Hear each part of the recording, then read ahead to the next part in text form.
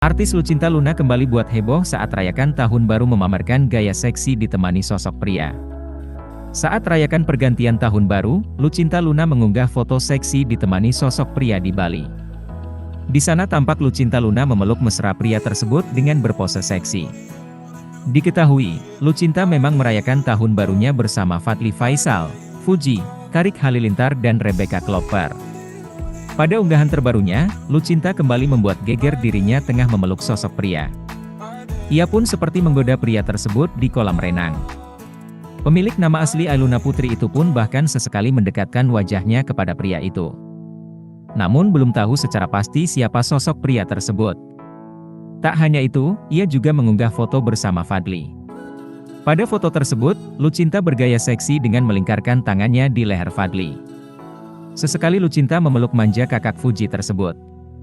Tak hanya Fadly, Lucinta juga bersama Fujianti Utami, Karik Halilintar serta Rebecca Klopper.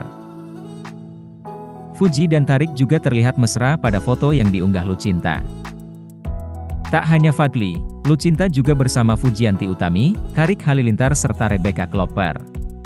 Fuji dan Tarik juga terlihat mesra pada foto yang diunggah Lucinta.